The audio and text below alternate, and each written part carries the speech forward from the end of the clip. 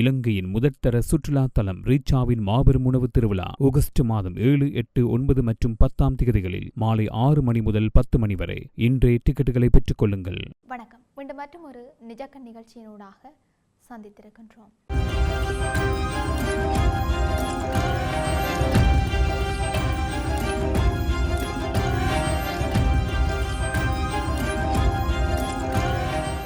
சீனாவின் அதிபர் Xi Jinping மற்றும் வடகொரிய தலைவர் கிம் ஜாங் உன் இருவரும் தங்களுக்கு இடையிலான ஒத்துழைப்பை மேலும் வலுப்படுத்துவதாக உறுதி செய்துள்ளனர் என்று அரசு தகவல் ஊடகங்கள் தெரிவித்திருக்கின்றன. ஜி ஜின்பிங் அரிதாக நடைபெறும் பியோங்யாங் பயணத்தின் போது இந்த முன்னேற்றம் ஏற்பட்டதாக கூறப்படுகிறது.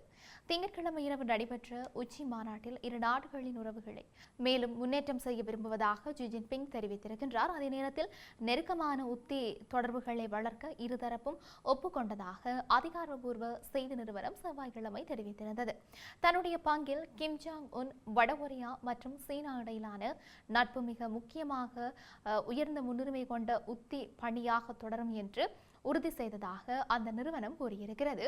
ஜி ஜின்பிங்கை மிகச் சிறந்த மாநில விருந்தினர் என்றும் கிம் அழைத்ததாகவும், இந்த ஆண்டில் தனது முதல் வெளிநாட்டு பயணமாக சீன அதிபர் வடகொரியாவை தேர்ந்தெடுத்தது தங்களுக்கு மிகுந்த உற்சாகம் அளிப்பதாகவும் அவர் தெரிவித்ததாக கூறப்படுகின்றது. மேலும் கிம் சீனாவின் ஒரே சீனா கொள்கைகளுக்கு தன்னுடைய ஆதரவை மீண்டும் உறுதிப்படுத்தியிருக்கிறார். அதாவது தைவான் சீனாவின் பிரிக்க முடியாத பகுதியாகும் என்ற பெய்ஜிங்கின் அதிகாரப்பூர்வ நிலைப்பாட்டுக்கு ஆதரவு அளித்ததாகும். இரு தலைவர்களுக்கும் சர்வதேச மற்றும் பிராந்திய விவகாரங்கள் குறித்து விவாதித்து தங்களின் பொதுவான நலன்களை பாதுகாக்க உறுதி ஒத்துழைப்பை வலுப்படுத்தும் விரிவான ஒப்பந்தத்துக்கு வந்துள்ளனர் என்று கூறப்படுகின்றது. சீனாவின் அரசு தொலைக்காட்சி சிசிடிவி திங்கட்கிழமை வெளியிட்ட தகவலின்படி வர்த்தகம், விவசாயம், கட்டுமானம் மற்றும் தொழில்நுட்பம் உள்ளிட்ட பல துறைகளில் ஒத்துழைப்பை விரிவுபடுத்த சீனா தயாராக இருப்பதாக ஜி ஜின்பிங் தெரிவித்திருக்கின்றார். இரு நாடுகளும் தங்களுடைய உள்நாட்டு இறையாண்மை மற்றும் பாதுகாப்பு நலன்களை உறுதியாக பாதுகாக்க வேண்டும் என்று சொல்லியும் அவர் கூறியதாக அறிக்கை தெரிவிக்கின்றது. இது ஜி ஜின்பிங் கடந்த 7 ஆண்டுகளில் வடகொரியாவுக்கு மேற்கொண்ட முதல் பயணமாகும். கடைசியாக அவர் 2019 செப்டம்பரில் பியோங்யாங்கில் கிம் ஜாங் உனை சந்தித்திருந்தார். அப்போது ரஷ்ய அதிபர் விளாடிமிர் புடின் உள்ளிட்ட உலக தலைவர்களுடன் ராணுவ அணிவகுப்பையும் பார்வையிட்டிருந்தமை குறிப்பிடத்தக்கது. பியோங்யாங்கில் கிம் ஜாங் உன் சிவப்பு கம்பளம் விரித்து ஜி ஜின்பிங்கை வரவேற்றிருந்தார். மரியாதை அணிவகுப்பு மற்றும் 21 துப்பாக்கி குண்டு மரியாதையும் வழங்கப்பட்டிருந்தது. இரு தலைவர்களும் தங்களுடைய மனைவிகள் மற்றும் உயர் அதிகாரிகளுடன் சீனா மற்றும் வடகொரிய பாடல்களின் நிகழ்ச்சிகளையும் பார்த்தார்கள். பின்னர் கிம் சீன குழுவுக்கு விருந்தளித்தார். இந்த நிகழ்வு இரு நாடுகளின் நட்பு ஒப்பந்தத்தின் 65வது ஆண்டு நிறைவை குறிக்கும் வகையில் நடந்திருக்குது. இதை நினைவு கூர்ந்து உறவுகள் புதிய வரலாற்று தொடக்க நிலைக்கு வந்துவிட்டதாக ஷி ஜின்பிங் அறிவித்ததாக கூறப்பட்டிருக்கின்றது. அடுத்தடுத்த பேச்சுவார்த்தைகள் நடைபெறுமா என்பது தெளிவாக இல்லை. தென்கொரிய ஊடகங்களின்படி ஷி ஜின்பிங் பியோங்யாங்கில் இருக்கின்ற சீன கொரிய நட்பு கோபுரத்தை பார்வையிடலாம் என்று சொல்லியும் கூறப்படுது. அந்த கோபுரம் கொரிய போரில் உயிரிழந்த சீன வீரர்களை நினைவு கூறும் நினைவிடமாகும். இரு நாடுகளும் தங்களுடைய உறவை இரத்தத்தால் உருவான நட்பு என்று, ஆனால் கடந்த சில ஆண்டுகளில் சீனா வடகொரியாவின் அணு ஆயுத திட்டத்துக்கு எதிராக சர்வதேச தடைகளுக்கு ஆதரவு அளித்ததால் உறவில் சில நம்பிக்கை குறைபாடுகள் ஏற்பட்டிருக்கின்றன. ஆய்வாளர்கள் கூறுவதாவது, சீனா தற்போது வடகொரியாவுடன் இருக்கின்ற தன்னுடைய செல்வாக்கை மீண்டும் வலுப்படுத்த முயற்சிக்கின்றது என்று. அதே சமயம் வடகொரியா ரஷ்யாவுடன் அதிகமாக நெருங்கி வருகின்றது என்றும் குறிப்பிடுகிறார்கள். கிம் ஜாங் உன் ரஷ்யாவை அதிகமாக நம்பினாலும் உக்ரைன் போர் முடிந்த பிறகு அந்த ஆதரவு குறையக்கூடும் என்பதால் சீனாவை நெருக்கமாக வைத்திருப்பது வடகொரியாவின் வாழ்வாதாரத்திற்கு மிகவும் முக்கியம் என்று ஆய்வாளர்கள் கூறுகிறார்கள். சீனாவை விட ரஷ்யாவுடன் வடகொரியாவின் இராணுவ தொழில்துறை அதிகமாக இணைந்திருக்கிறதாகவும், இந்த பயணம் வடகொரியாவுக்கு சீனாவே முக்கியமான வர்த்தக கூட்டாளி என்பதை நினைவூட்டும் முயற்சியாகவும் பார்க்கப்படுது. சீனா வடகொரியாவில் சுற்றுலாவை அதிகரிக்கவும் முயற்சிக்கலாம் என்றும், கொரிய போர்க்கால நினைவுகளை அடிப்படையாக கொண்ட சிவப்பு சுற்றுலா போன்ற திட்டங்களை ஊக்குவிக்கலாம் என்றும் கூறப்படுகிறது.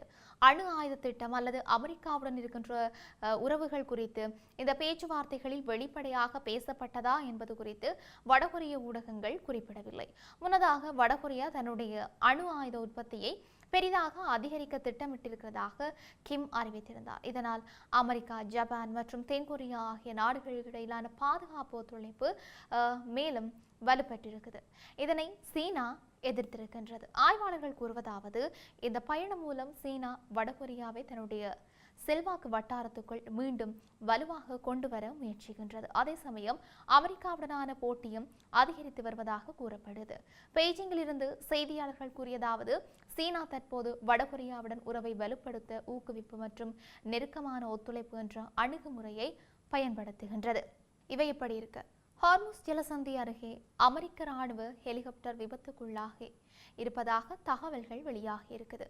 லெபனான் மீதான தாக்குதலை கண்டித்து ஈரானின் இஸ்லாமிய புரட்சிகர காவல்படை இஸ்ரேல் மீது ஏவுகணை தாக்குதலை சமீபத்தில் நடத்தியது. இதற்கு பதிலளிக்கும் விதமாக ஈரானின் எண்ணெய் கட்டமைப்புகளை குறிவைத்து இஸ்ரேலிய படைகளும் தாக்குதல் நடத்தியிருக்கின்றன.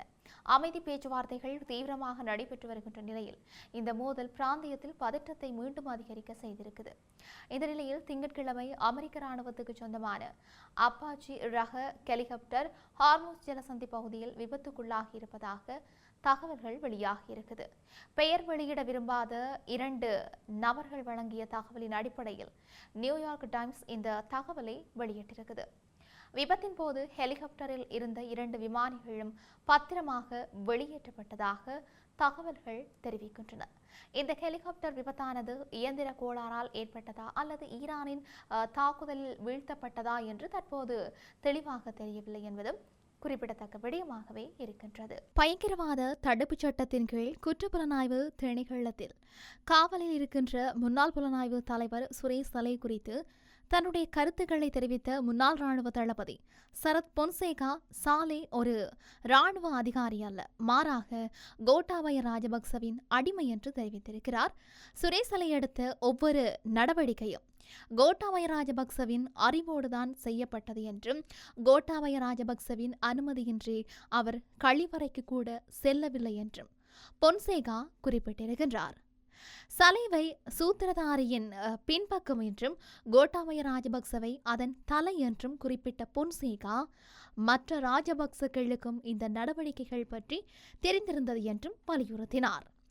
ஈஸ்டர் தாக்குதல்களின் சூத்திரதாரியான ஷஹ்ரான் ஹாசிமுடன் சுரேஷ் சலைவுக்கு நெருங்கிய தொடர்புகள் இருந்ததாகவும் பொன்சேகா குற்றம் சாட்டியிருந்தமை இங்கு குறிப்பிடத்தக்க ஒரு முக்கியமான விடயமாகவே இருக்கின்றது.